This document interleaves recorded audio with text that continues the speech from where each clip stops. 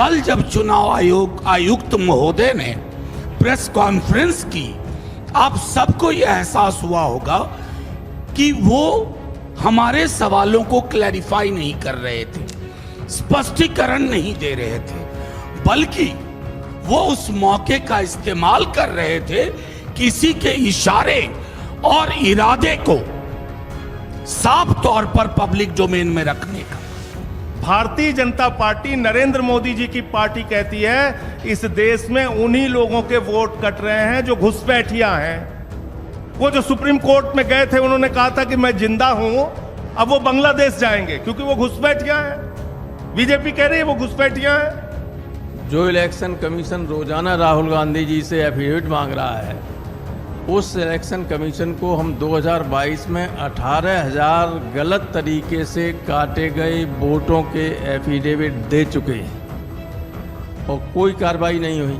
Can you, Mr. Chief Election Commissioner, put on affidavit that this list of 65 lakh deletions are correct? आप कह रहे हैं चुनाव आयोग को वोट चोर कहना संविधान के खिलाफ है, वोट चोरी करना संविधान के मुताबिक है। वाह भैया। क्या मुख्य चुनाव आयुक्त के खिलाफ विपक्ष महाभियोग लाएगा? क्या विपक्ष इन दो वजहों से कि पहला कि चुनाव आयोग बीजेपी के इशारे पर काम कर रहा है और दूसरा कि विपक्ष के खिलाफ काम कर रहा है, इन दोनों वजहों से पूरा विपक्ष एकजुट होकर के महाभियोग लाने की दिशा में विचार कर रहा है? क्या विपक्ष चुनाव आयोग की प्रेस कॉन्फ्रेंस के खिलाफ एकजुट प्रेस कॉन्फ्रेंस करके जो ऐलान कर रहा है, जो आरोप लगा रहा है, इन आरोपों का जवाब चुनाव आयुक्त देना चाहेंगे? इन तमाम सवालों पर पूरे देश में चर्चा तेज हो गई है। उधर एक तरफ चुनाव आयुक्त की जब से प्रेस कॉन्फ्रेंस हुई है, फजीहत रुकने का नाम नहीं ले रही है, क्योंकि असल फजीहत इस बात की है कि जितने सवाल पिछले कई हफ्तों से देश भर में पूछे जा रहे थे, पावर पॉइंट प्रेजेंटेशन के साथ राहुल गांधी पूछ रहे थे, पुराने एफिडेविट के साथ अखिलेश यादव पूछ रहे थे, एसआईआर के बहाने बिहार का पूरा महागठबंधन आरजेडी, भाकपा, माले और कांग्रेस पार्टी पूछ रही थी, बंगाल के वोटर पूछ रहे हैं, दिल्ली वाले अपना पुराना चुनाव के समय की प्रेस कॉन्फ्रेंस की वीडियोस दिखाकर आम आदमी पार्टी भी पूछ रही थी। इसका जवाब देने की बजाय एक का जवाब नहीं दिया, उल्टे विपक्ष को धमकाने, डराने, मतदाताओं को भावनात्मक अपील करके विपक्ष के खिलाफ मोटिवेट करने के मनोविज्ञान के तहत और सरकार को ऐसा लगता है कि हिफाजत के साथ बचा लेने की प्रेस कॉन्फ्रेंस कर डाली। इसके खिलाफ आज विपक्षी दलों ने एकजुट होकर के कॉन्स्टिट्यूशन क्लब में एक साझा प्रेस कॉन्फ्रेंस बुलाई और उस प्रेस कॉन्फ्रेंस में सबूत मांगे, सवाल पूछे, फिर से उन सवालों को दोहराया जिन सवालों का जवाब चुनाव आयुक्त ने नहीं दिया था। कांग्रेस की तरफ से गौरव गोगोई, समाजवादी पार्टी की तरफ से प्रोफेसर राम गोपाल यादव, राष्ट्रीय जनता दल की तरफ से प्रोफेसर मनोज झा, आम आदमी पार्टी की तरफ से संजय सिंह, तृणमूल कांग्रेस की महुआ मोइत्रा, लेफ्ट ब्लॉक की तरफ से जॉन बिटास और शिवसेना की तरफ से अपने सांसद, ये सारे लोग मिलकर के एक साझा प्रेस कॉन्फ्रेंस को संबोधित करते हैं, गंभीर आरोप लगाते हैं, सवाल करते हैं और आगे के लिए कड़े कदम उठाने के संकेत भी करते हैं, जिसका इशारा आज सुबह सुबह उस समय भी दिखा जब सबूत के साथ अखिलेश यादव संसद परिसर में पत्रकारों को बांट दिए वो एफिडेविट, जिसके लिए चुनाव आयुक्त ने कहा था कि समाजवादी पार्टी ने हलफनामा दिया ही नहीं, बिना हलफनामा दिए माफी मांगो देश से या 7 दिन में इसको हलफनामा दे दो।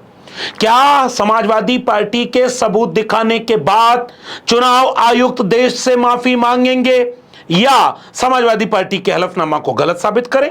दो ही तो रास्ते बचते हैं। और जब लोकसभा में कार्रवाई शुरू हुई तो कार्रवाई होने नहीं दी। आप कल्पना करिए कि जब मेज पीट पीट करके नारे लगाते लगाते थक गया पूरा विपक्ष और केवल मेज पर ऐसे पीट करके हाथ लगा करके वो नारे लगा रहा था, लोकसभा अध्यक्ष ओम बिरला इतना भड़क गए कि वो कह रहे हैं कि अगर सरकारी संपत्ति को आपने विरूपित किया तो कड़ी कार्रवाई करूंगा, ये करूंगा, वो करूंगा। मैं आपसे आग्रह कर रहा हूं और चेतावनी दे रहा हूं कि किसी भी मान्य सदस्य को ये प्रिविलेज नहीं है कि वह सरकारी संपत्ति को तोड़ने का प्रयास करे। अगर आपने सरकारी संपत्ति को तोड़ने का प्रयास किया तो मुझे कुछ निर्णायक फैसले करने पड़ेंगे और देश की जनता आपको देखेगी। कल चुनाव आयोग तो हड़का रहा था, आज लोकसभा अध्यक्ष हड़का रहे। पूरे विपक्ष को केवल धमकाया जा रहा है। सदन में लोकसभा अध्यक्ष धमकाए जा रहे हैं कि हम कड़ी कार्रवाई कर देंगे अगर आप नारे लगाएंगे और अगर आप सरकारी, मतलब आप सोचिए, मेज को ऐसे से मारना, सरकारी संपत्ति को विरूपित करना है, कड़ी कार्रवाई होगी। और जो संविधान को विरूपित कर रहा है, जो लोकतंत्र को विरूपित कर रहा है, जो बाबा साहब अंबेडकर के दिए हुए एक व्यक्ति एक वोट के अधिकार को छीनने के लिए साफ तौर पर सबूतों के साथ दिख रहा है, लोकतंत्र खत्म कर रहा है, उस पर किसी को क्रोध नहीं आ रहा है और विपक्ष के ऊपर क्रोध आ रहा है। ऐसे ही राज्यसभा में जब कांग्रेस के राष्ट्रीय अध्यक्ष और विपक्ष के नेता मल्लिकार्जुन खड़गे इसी बात को बोलने के लिए खड़े हुए, जैसे लालू प्रसाद जी कहा करते थे ना कि वोट का राज मतलब छोट का राज, वैसे ही मल्लिकार्जुन खड़गे ने इस बात को कहा राज्यसभा में कि हमारे वोट का अधिकार सुरक्षित ही नहीं रहेगा तो लोकतंत्र का मतलब क्या है। नहीं बोलने दिया गया, नहीं जवाब देने दिया गया। You are a supreme authority. You are our guardian. Sir, मतदान का हक हमको संविधान ने दिया है, उसको छीन लेने का किसी का अधिकार नहीं है। और इलेक्शन कमीशन हमको धमका रही है और डरा रही है और ये कह रही है आप एफिडेविट दो। हमने एफिडेविट दिया है। This is not going on record. I'm sorry, this is not going on record.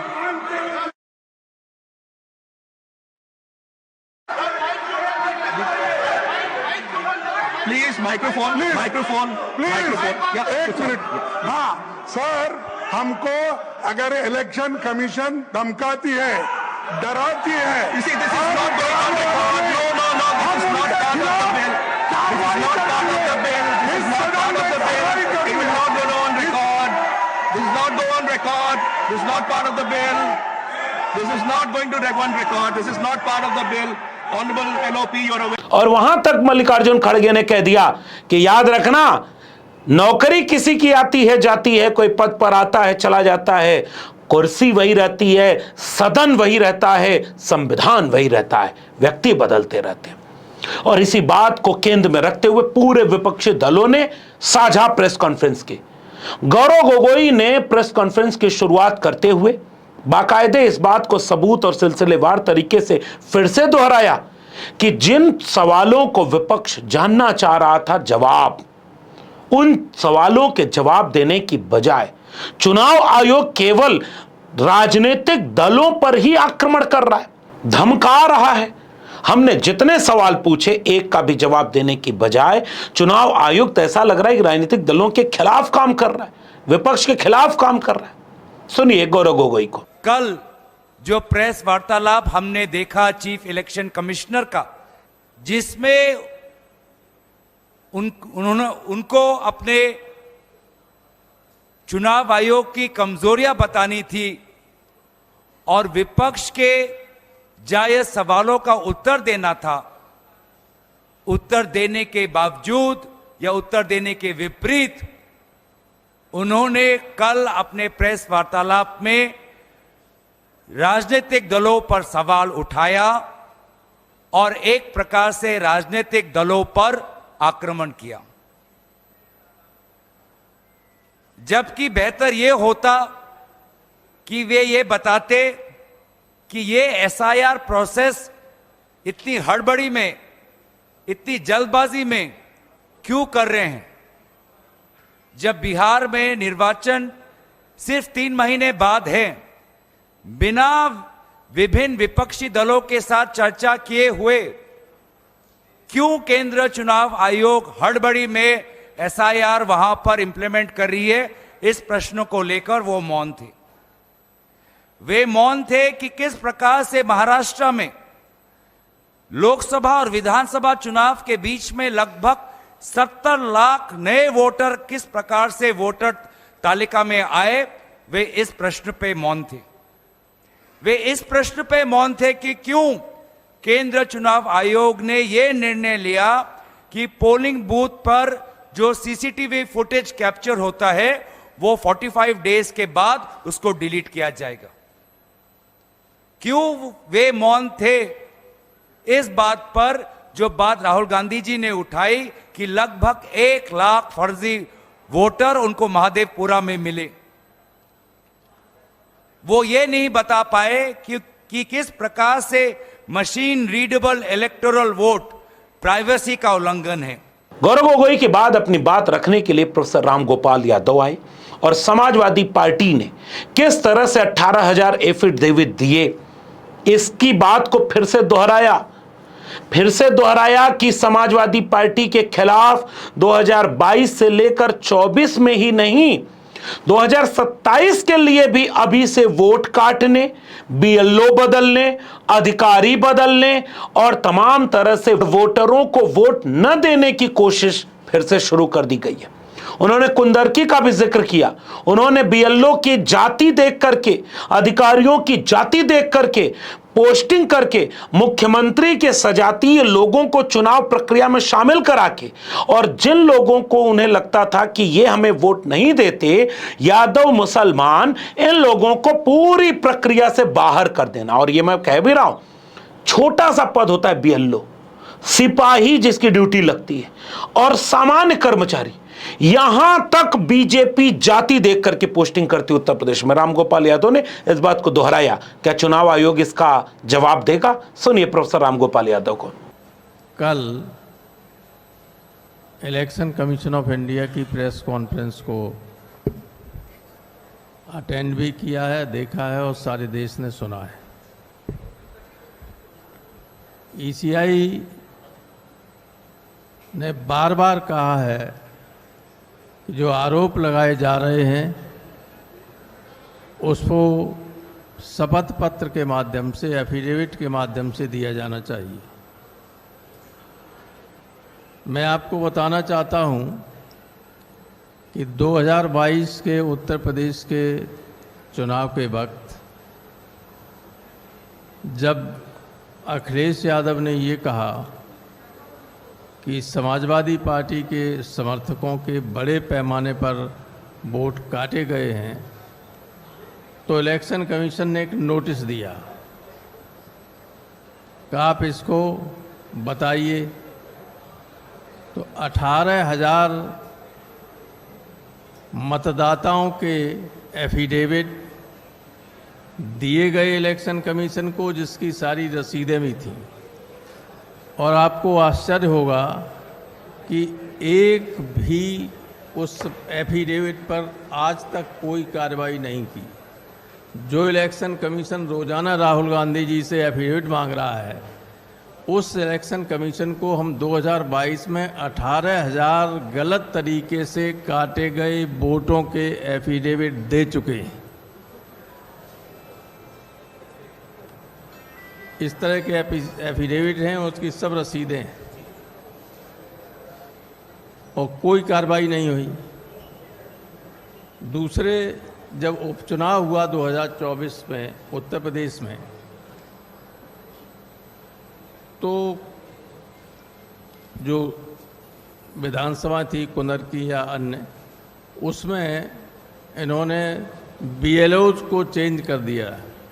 Kundarki में जो बनी हुई पहले की लिस्ट थी उसमें से सारे यादव और मुसलमानों को 100% हटाकर दूसरे लोगों को रखा गया।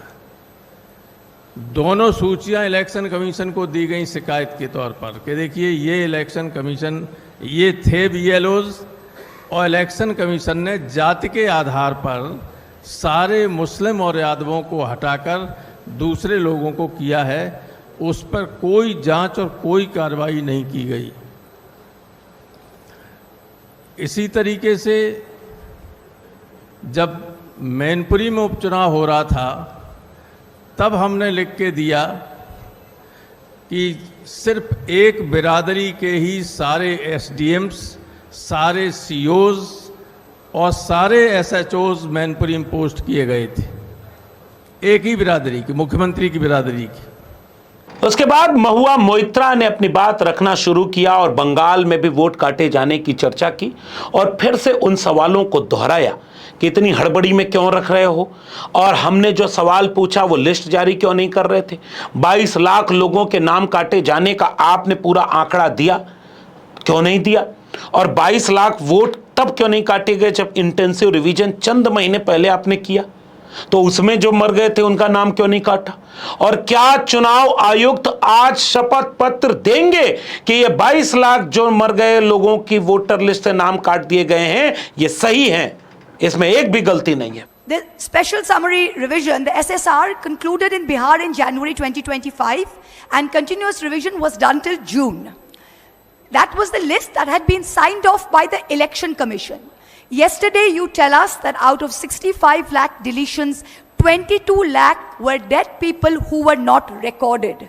So what are you trying to tell us? That all the previous lists and the list on which the Lok Sabha elections 2024 were done were fraudulent, were incorrect? If that is indeed the case, then all of your election commissioners, your entire election commission, current and previous years, should be prosecuted, and this current Lok Sabha, which is based on fraudulent election lists, should be dissolved immediately. Because the credibility of the people's mandate and the legitimacy of this government is at stake. That's the first thing. The second thing, the election commissioner is going on asking the opposition for affidavits. What is an affidavit? Please understand, you can do a suo motu inquiry when someone raises an objection if your intentions are bona fide. We are only pointing out flaws in your own documents. Are you asking us to authenticate your own documents by an affidavit? These are your documents that have flaws by your own admission. You yourself said that 22 lakh people were there and they were not put on record, so that is a flaw. Can you, Mr. Chief Election Commissioner, put on affidavit that this list of 65 lakh deletions are correct? If this list is correct, then you cannot put on affidavit that the list with the 22 lakh deaths which are not put on record, all previous lists are incorrect. Either it is one or it is the other. You are asking us to authenticate your documents while you are publicly saying that they are wrong from previous years. तो अपने कागजों पर अगर शपथ पत्र देने को चुनाव आयुक्त तैयार हैं तो फिर उनको भी शपथ पत्र देना होगा या माफी मांगनी होगी देश से। नाक फुला के, थुथुना फुला के, एकदम गुस्से में ये बात बोलना, गुस्से में बोलने से बात सही हो जाएगी क्या? कितना गंभीर सवाल कर दिया महुआ मोइत्रा ने कि आंकड़े जब आपके हैं तो 22 लाख के नाम जो आपने काटे उस पर शपथ पत्र दोगे? महुआ मोइत्रा के बाद अपनी बात रखते हुए संजय सिंह ने दिल्ली से लेकर के बिहार तक एसआईआर से लेकर के लोकतंत्र पर हमले को बीजेपी की साजिश और संविधान विरोधी साजिश, इसका भंडाफोड़ करते हुए सबको आश्चर्यचकित किया। और एक बात याद रखिएगा, अब तक ये माना जा रहा था कि आम आदमी पार्टी इंडिया ब्लॉक से अलग हो चुकी है और ऐसा उसने कहा भी था, लेकिन एसआईआर से लेकर वोट चोरी के मामले पर आम आदमी पार्टी के संजय सिंह अपने पार्टी के स्टैंड के साथ विपक्ष के गठबंधन के साथ खड़े हैं। आज की प्रेस कॉन्फ्रेंस में भी खड़े दिखे।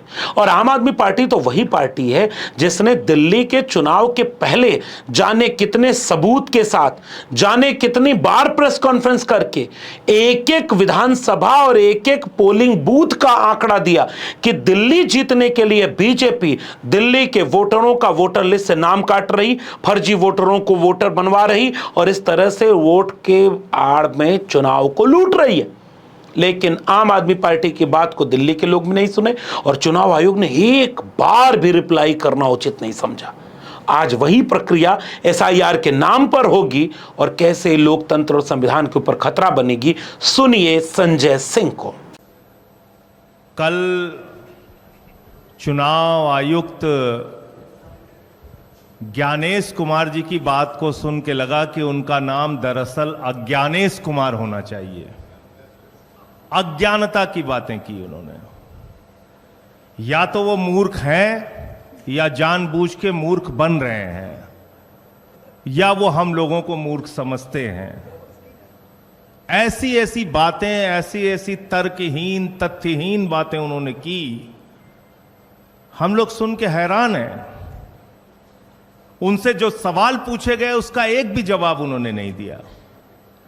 आपने एक महीने के अंदर 25 जून से 25 जुलाई तक एसआईआर में 65 लाख वोट काट दिए बिहार के अंदर, एक भी वोट नहीं जोड़ा आपने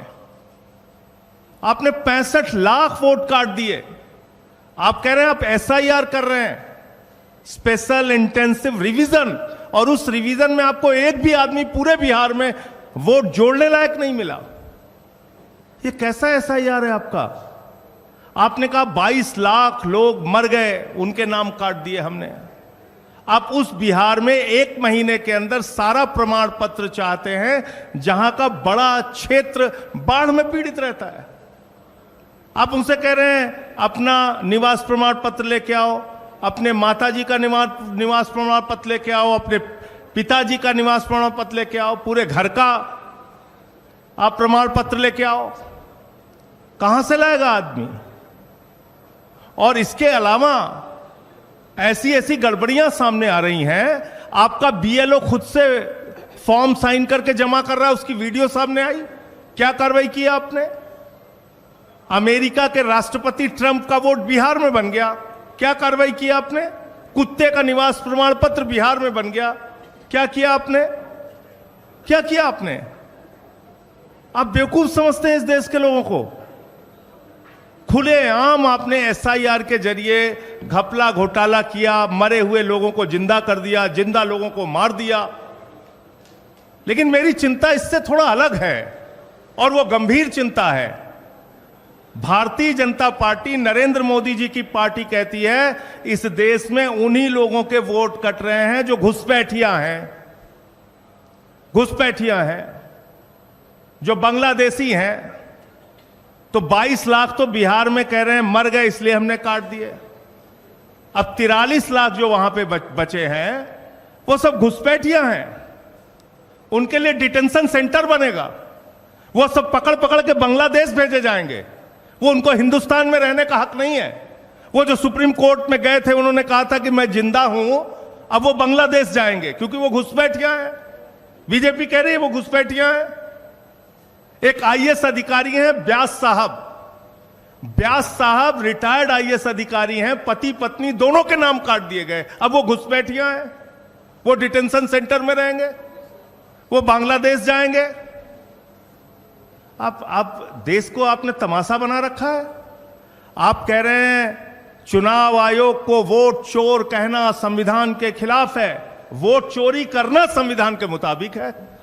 वाह भैया, वोट चोर कहना संविधान के खिलाफ है, वोट चोरी करना संविधान के मुताबिक है, वोटर लिस्ट में भ्रष्टाचार करना संविधान के मुताबिक है। आप कहते हैं शिकायत नहीं की गई आपको। मैं दिल्ली का उदाहरण बताता हूं।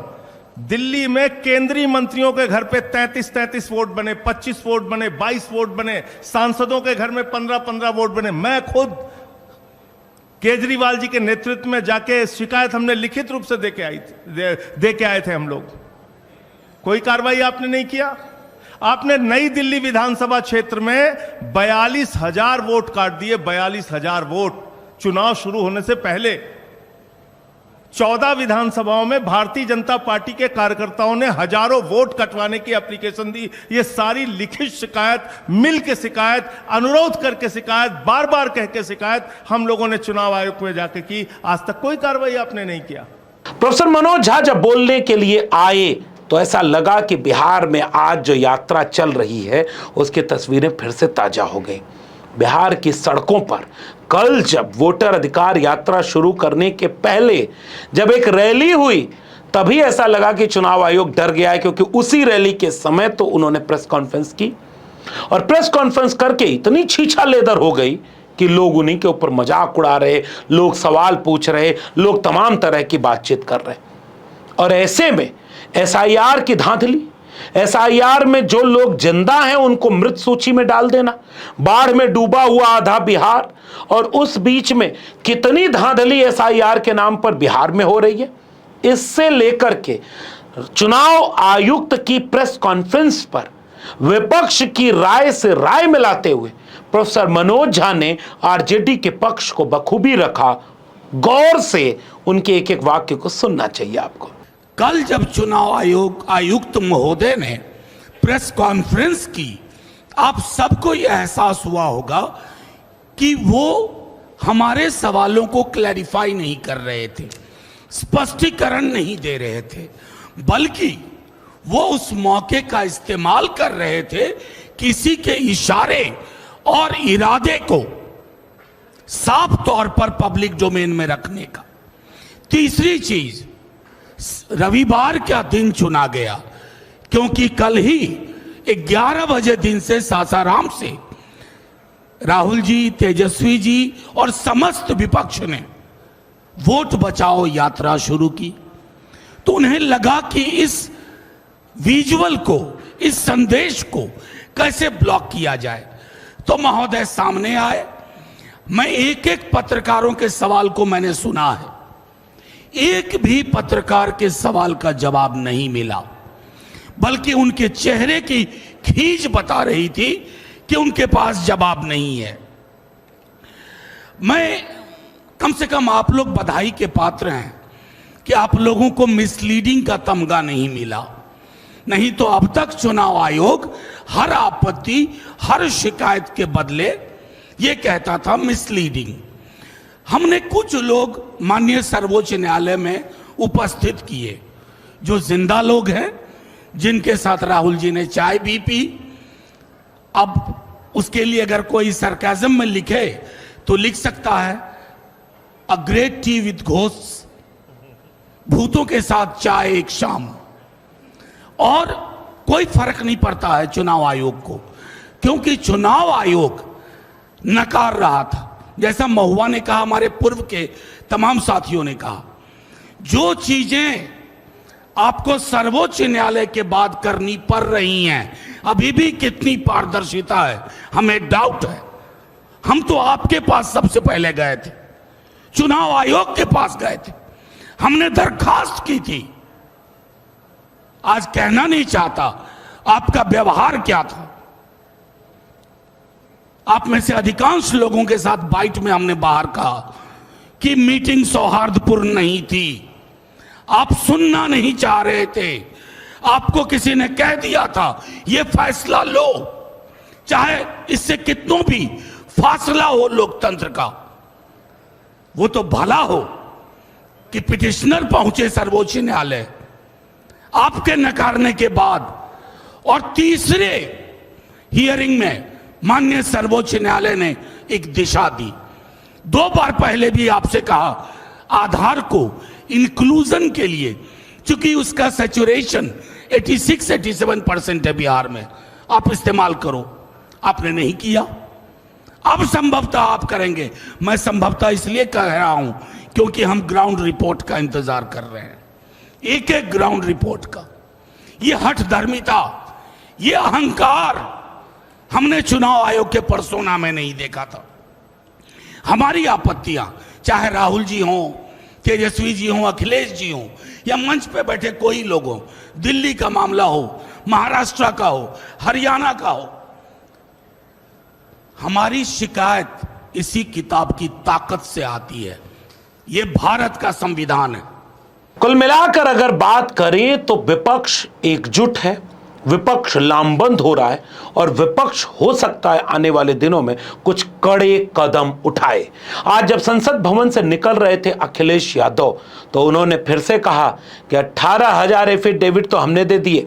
इलेक्शन कमीशन अभी कहता है कि टाइम फ्रेम के अंदर नहीं दिए जाते हैं जो भी आपत्तियां दी जाती हैं। जिस समय मुझे नोटिस मिला था, नोटिस के समय के अंदर अपने वर्कर्स से सहयोग लेकर के, एक्सरसाइज कर करके उतने कम समय में हम 18,000 ही एफिडेविट बनवा सके। समय अगर हमारे पास और होता तो शायद एफिडेविट और मैं बना सकता था, लेकिन 18,000 एफिडेविट देने के बाद भी अगर कार्रवाई नहीं हुई है तो कौन भरोसा करेगा इलेक्शन कमीशन का। और जो बाई इलेक्शन देखा हमने, आपने, वो सामान्य चोरी नहीं थी, वो डकैती थी। इन एफिडेविट के बाद क्या चुनाव आयोग माफी मांगेगा या कोई कार्रवाई करेगा? अब आपको क्या लगता है कि चुनाव आयुक्त प्रेस कॉन्फ्रेंस करके फंस गए? दम पे दम एक एक दिन में 2-2 4-4 प्रेस विज्ञप्ति जारी करने वाला चुनाव आयुक्त इतने दिन बाद जब पहली प्रेस कॉन्फ्रेंस करते हैं, उसी प्रेस कॉन्फ्रेंस में इतनी बुरी तरह घिर जाते हैं जिसका किसी को अंदाजा न था। जो सवाल थे वो आज भी वही हैं। राहुल गांधी के सवालों को झुठलाया नहीं, केवल यह कहा कि हलफनामा नहीं दोगे तो झूठे साबित होगे, वरना माफी मांगिए देश से। और जो हलफनामा लेकर संसद भवन में लहरा दिया पूरे विपक्ष ने अखिलेश यादव का, उसके बाद कौन माफी मांगेगा देश से, वरना झूठा साबित होगा। इस तरह से मजाक में एक संस्था का बदल जाना और जितने सवाल पूछे जा रहे थे विपक्ष के, ठोस ठोस एक का भी जवाब न दे पाना, यह दर्शाता है कि आने वाले दिनों में भारतीय लोकतंत्र के लिहाज से कुछ अहम पड़ाव आने वाले हैं। अगर विपक्ष महाभियोग ले आता है तो भले वो जीते या हारे, क्योंकि विपक्ष के पास संख्या कम है और ऐसा पहले हो चुका है। बीजेपी खुद एक चुनाव आयुक्त के खिलाफ महाभियोग लाने की कोशिश कर चुकी है जब वो विपक्ष में थी, और आज यही महाभियोग लाया जा रहा है तो लोग अब विपक्ष के ऊपर ही सवाल कर रहे हैं कि बताओ लोकतांत्रिक संस्था के ऊपर हमला हो रहा है। लेकिन जनता को जानना जरूरी है कि कुछ सवाल नैतिक रूप से उठाए जाते हैं। कभी सरकारों के खिलाफ जब अविश्वास प्रस्ताव आता है तो क्या उससे सरकारें गिर जाती हैं अगर बहुमत है तो? लेकिन विपक्ष उससे यह संदेश देता है कि हम आपकी राय में शामिल नहीं हैं, हम नैतिक रूप से आपके ऊपर सवाल उठा रहे हैं। नैतिक रूप से चुनाव आयोग के ऊपर जो सवाल उठे हैं उसका जवाब दिए बिना अगर आने वाले दिनों में चुनाव आयुक्त फिर से ऐसे ही कोई प्रेस कॉन्फ्रेंस करते हैं या प्रेस कॉन्फ्रेंस ही नहीं करते हैं तो जनता के बीच वो सुगबुगाहट तेज होती जाएगी कि फलनवा वोट चुरा कर गद्दी पर बैठा है। और वोट का राज मतलब छोट का राज, छोट का राज न हो पाए इसलिए वोट को चुरा लो, फिर न लोकतंत्र न संविधान। गांव गांव इसकी चर्चा शुरू हो चुकी है। इसलिए आप अपडेट रहें, जानते रहें, सजग रहें, केवल सत्ता की भाषा न सुने, विपक्ष की भी तर्कों और तथ्यों को सुने ताकि आपको राय बनाने में आसानी हो। और अपनी राय हमें नीचे टिप्पणी में जरूर बताएं। इस वीडियो में इतना ही। अगर अब तक मेरे चैनल को सब्सक्राइब नहीं किया है तो जाते थे चैनल को सब्सक्राइब करना मत भूलिए। बेल आइकॉन यानी घंटी की बटन दबाइए ताकि अगली वीडियो की सूचना मिलती रहे।